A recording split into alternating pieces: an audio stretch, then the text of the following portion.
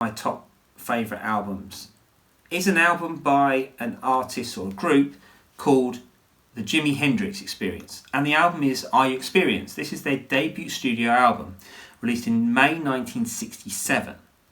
Now, most people would say the best Jimi Hendrix album is Electric Ladyland, which is a great album, but the songs aren't very memorable.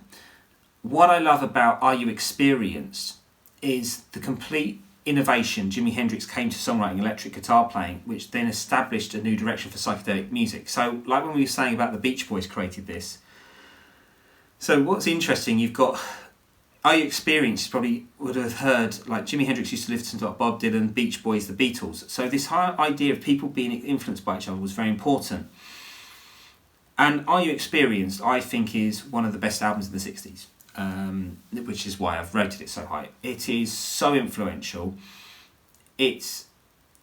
Hendrix was managed by a former Animals member, Chas Chandler, and they brought Hendrix to London, and London was really where he got this. He, instead of being like struggling in America for his R&B circuit as a backing guitarist, he could actually create his own vision.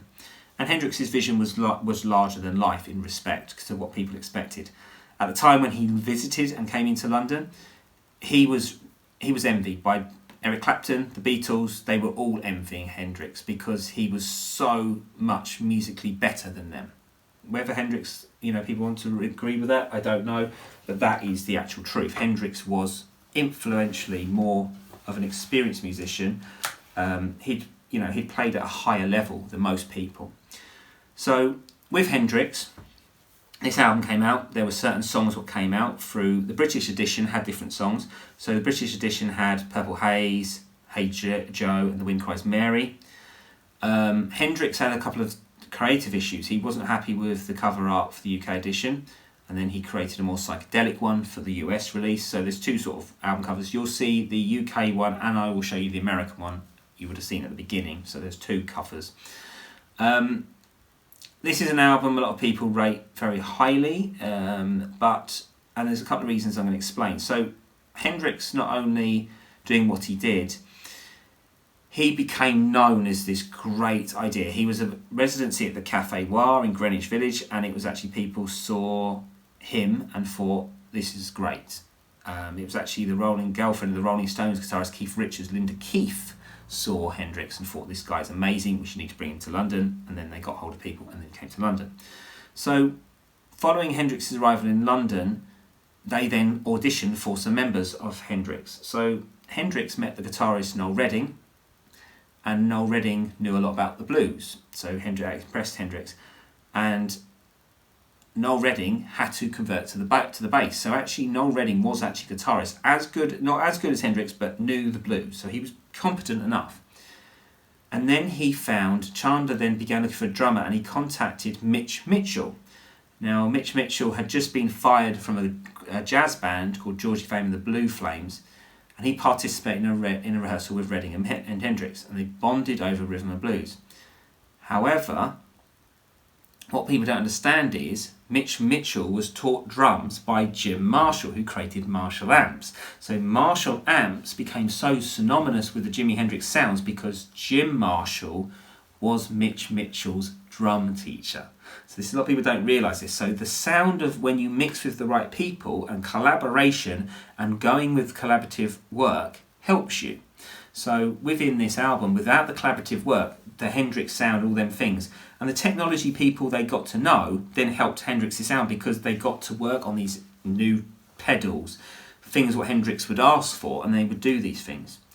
The budget at the time for this album was quite limited, so Hendrix would actually have to be quite creative with this. Most of the technology in London was still using 4-track recorders, whereas in America they were using 8-track. So there was a lot of bounce back track. Bouncing is where they had, like, say, 4 tracks, and you had to bounce it onto another thing and then put it back on. It was kind of deteriorated the tape. Nowadays we've got computers what can have 100 tracks on it and everything. It's just a totally different era. This was 1967, so we're talking over 50 years ago.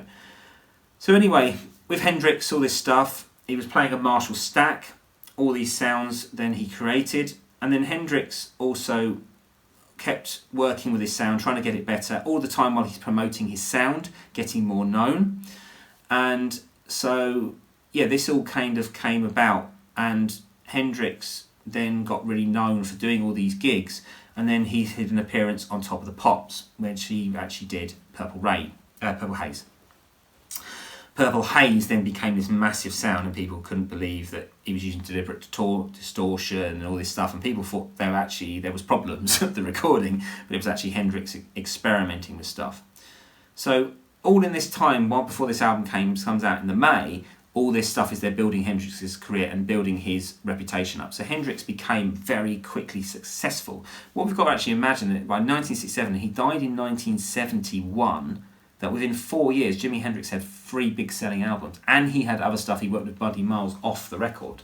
So his career was quite short of his success. So one thing is Hendrix was he was a pioneer, musical pioneer, genius of production, really stretched the limits of that. And so when we're looking at the track listing, we've got a few things. So I'm going to mention the UK edition, and then we're going to mention the difference between the North American. And I prefer, I actually like the North American side, but it's just I'd still love the songs anyway. So Foxylady, quite obvious. Hendrix was loved women. He was incredibly, someone who was very much into that. He didn't believe in the idea of settling down. He talks about it in his songs a lot, and so the idea of when he came into London, he was very exotic for people, very different. So Foxylady is the idea of him seeing people. And Foxylady was using a distorted chord, which was quite unusual at that time because most chords were very bass. So I mean, C7 was about the most chord someone used with a seventh. And he's using like a distorted E7 with a ninth. So jazz chords putting into this blues sound was quite unique. Manic depression is kind of the idea he's talking about. He actually had depression, bipolarism. Hendrix suffered with that a lot. A lot of that was to do with his abuse he received as a child growing up. Then he also received that when he was in the military and so forth in all of his things. And then also with the drug taking he took, which was to try and open himself up, but also opened up his inner demons. Red House was an old blues song he did. So he would always have these blues tracks which he knew the standards. So a lot of the stuff wasn't just his songs he wrote, but they were but most of them sounded like an old blues song he'd have, because he put it in his own twist on it.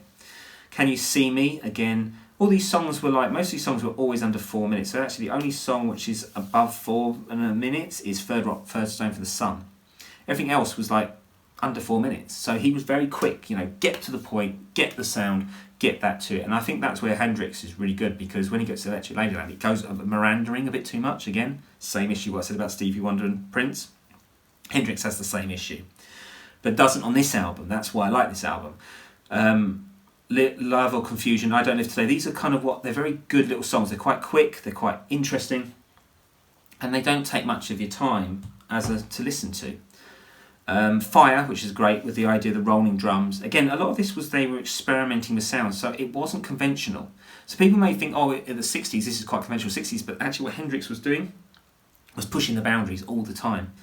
So, and Are You Experienced, where he's using the warping of the guitar and all this reverse stuff, it was pretty inventive. Obviously he'd heard some of what the Beatles were doing and the Beach Boys, but he put it to another angle. And I can see there was a lot of jealousy at that time.